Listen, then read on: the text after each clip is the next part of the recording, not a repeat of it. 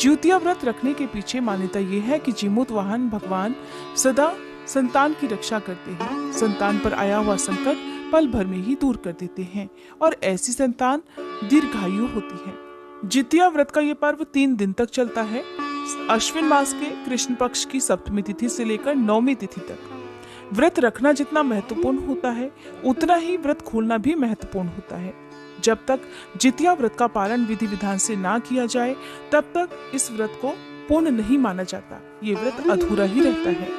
ऐसे में ज्योतिया व्रत की पालन कथा भी आपको जरूर सुननी चाहिए। जिस तरह व्रत रखने वाले दिन आपने ज्योतिया व्रत की कथा सुनी थी, उसी तरह आज हम आपके लिए लेकर आए हैं ज्योतिया व्रत के पारण की कथा, जिसमें आपको जानकारी मिलेगी कि ज्योतिया व्रत के पारण के दिन कौन सी गलती भूले से भी नहीं करनी चाहिए। एक लोक कथा के अनुसार किसी गांव में सोमवती अपने पति के साथ रहा करती थी। विवाह के कुछ वर्ष बाद उनका एक सुंदर सा बेटा हुआ, लेकिन कुछ समय के बाद ही बीमारी से सोमवती के पति की मृत्यु हो गई। तो वह सोचने लगी कि अब उसका और उसके बच्चे का पालन पोषण कैसे होगा, क्योंकि वे बहुत गरीब थे।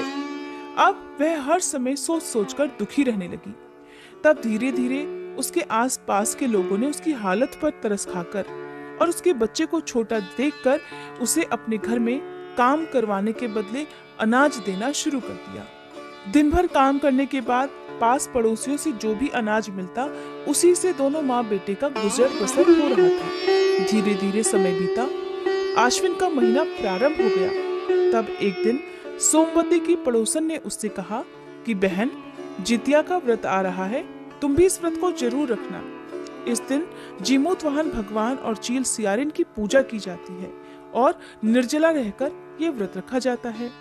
जीमूतवाहन भगवान की कृपा से बच्चे दीर्घायु होते हैं और उन पर कोई संकट भी नहीं आता। अपने बच्चे के वियोग का दुख ऐसी माताओं बहनों को नहीं सहना पड़ता जो सच्चे मन से इस व्रत को रखती हैं। और तुम्हारा सहारा तो केवल तुम्हारा बेटा ही है, इसलिए उसकी रक्षा और सलामती के लिए बहन तुम इस व्रत को जरूर रखना। सोमवती ने सोचा, पड़ोसन ठीक कह रही है, उसके बेटे के अलावा इस दुनिया में उसका कोई सहारा भी नहीं है, इसलिए मैं अपने बेटे की रक्षा और उसके सुखद भविष्य के लिए ये व्रत अवश्य रखूंगी। पड़ोसन ने सोमवती को ज्योतिया व्रत का सारा विधान बता दिया। फिर सप्तमी तिथि को नहाई खाए के दिन सोमवती ने अपने घर का सारा काम जल्दी जल्दी निपटाया, स्नान किया और पड़ोसियों के घर में जाकर जल्दी जल्दी काम निपटाकर शाम को अपने घर आ गई। उस दिन सोमवती को काम के बदले में टूटा फूटा चावल मिला था, जिसे खुर्दी का चावल कहते हैं। उसने रात के भोजन के लिए उन्हीं चावलों को उबाल लिया। सबसे पहला हिस्सा जीमूतवाहन के नाम निकाला, फिर उसमें से एक हिस्सा अपने बेटे को दे दिया और रात भर कुछ चावल पानी में भिगोकर ही रख दिए। इस तरह नहाए खाए का दिन बीता और रात होने पर वह सो गई।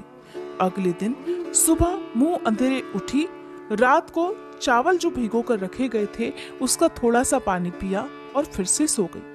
थोड़ी देर बाद सवेरा होने पर वह अपने घर का कामकाज निपटाने लगी और उसके बाद उसने ज्योतिया व्रत का संकल्प लिया और पूजा की। क्योंकि आज उसने निर्जला व्रत रखना था, इसलिए वह पास पड़ोस में काम करने के लिए नहीं गई। रात में जो चावल भिगोए थे उसे उबालकर अपने बेटे को खिलाए और खुद निर्जला रहकर व्रत रखा। शाम को शुभ मुहूर्त में उसने फिर से जीमूतवाहन भगवान की और चील सियारिन की मूर्ति बनाकर उन्हें भोग लगाया, व्रत की कथा सुनी और इस तरह उसका व्रत वाला दिन भी बीत गया। उस रात भी उसने थोड़े से चावल उबालकर अपने बेटे को खिलाए। एक हिस्सा जीमूतवाहन भगवान, चील और सियारिन के लिए निकाल कर रख दिया। इस तरह अपने बेटे को भोजन कराकर रात को वह सो गई। अगले दिन 9वीं तिथि को फिर से जल्दी उठकर उसने घर का काम काज निपटाया। रात के थोड़े से बासी बचे हुए चावल में से अपने बेटे को खिलाए और अपने घर का कामकाज निपटाने के बाद वह जल्दी जल्दी काम करके अपने पड़ोसियों के घर जाने की तैयारी करने लगी, क्योंकि उसे पड़ोसियों के घर में जाकर काम जो निपटाना था। जब भी वह काम पर जाया करती तो अपने छोटे से बेटे को वहीं पड़ोसियों के घर के आसपास खेत में या बगीचे में खेलने को कह दिया करती। जब तक वह पड़ोसियों के घर में काम निपटाया करती तब तक उसका बेटा वहीं पास में खेलता। काम समाप्त करने के बाद वह वापस अपने बेटे को लेकर अपने घर आ जाया करती। काम के बदले जो अनाज मिलता उसी को बनाकर दोनों माँ बेटे खा लिया करते थे। उस दिन भी जब वह सुबह अपने घर से जल्दी जल्दी काम निपटा रही थी तो उसने अपने बेटे को पास के ही बगीचे में खेलने के लिए भेज दिया और कहा कि बेटा, मैं जल्दी जल्दी भोजन करके पड़ोसियों के घर जाऊंगी, काम काज निपटाकर वापस आते समय तुम्हें लेकर आ जाऊंगी, तब तक तुम वहीं बगीचे में ही खेलते रहना, कहीं जाना मत। सोमवती का बेटा खेलने के लिए बगीचे में चला गया। वहां वह मगन होकर खेलता रहा।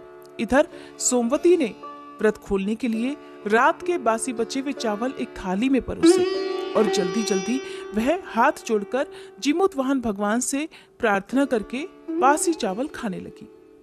बासी चावल खाकर व्रत खोलने से जीमूत वाहन भगवान नाराज हो गए और इधर वह एक एक कौर खाती, उधर दैवयोग से किसी नाग ने बगीचे में खेल रहे उसके बच्चे को निगलना शुरू कर दिया। जब सोमवती ने अपनी थाली में रखा हुआ अंतिम कौर खाया, उधर नाग ने उसके बेटे को समूचा निगल लिया। इस बात का पता सोमवती को नहीं था। वो तो घर का कामकाज निपटाकर भोजन समाप्त कर जल्दी जल्दी पड़ोसियों के यहाँ काम करने चली गई। दिन भर काम किया। काम करने के बाद दोपहर में जैसे ही वह अपने घर वापस आने को हुई, उसने बगीचे में जाकर अपने बेटे को आवाज लगाई कि बेटा चलो घर चले, चलकर भोजन बनाएंगे।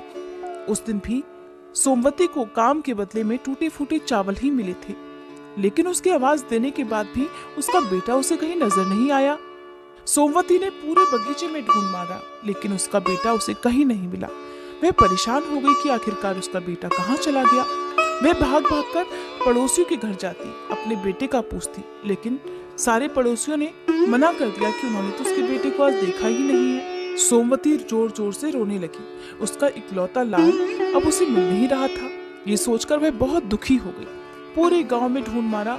थक हार कर वह वापस आकर उसी बगीचे में एक पेड़ के नीचे बैठकर जोर जोर से रोने लगी। जब वह रो रही थी, उसी समय जीमूत वाहन भगवान एक बूढ़ी माई का रूप धर के उसके पास आए और उससे प्यार से पूछने लगे, बेटी क्या बात है, क्यों रो रही हो? तब सोमवती कहने लगी, माई मैं क्या बताऊं, मेरा इकलौता बेटा था, आज बहुत ढूंढने के बाद भी मिल ही नहीं रहा, जाने कहाँ चला गया। मैंने तो कल ही निर्जला रहकर जितिया का व्रत रखा था, इस आस से कि जितिया का व्रत रखने से तो बच्चों की लंबी उम्र होती है, जीमूत वाहन भगवान बच्चों की रक्षा करते हैं। लेकिन ये व्रत तो मुझ पर उल्टा ही पड़ गया। व्रत रखने के अगले दिन ही मेरा लाल खो गया, मैं कहाँ जाकर उसे ढूंढूं?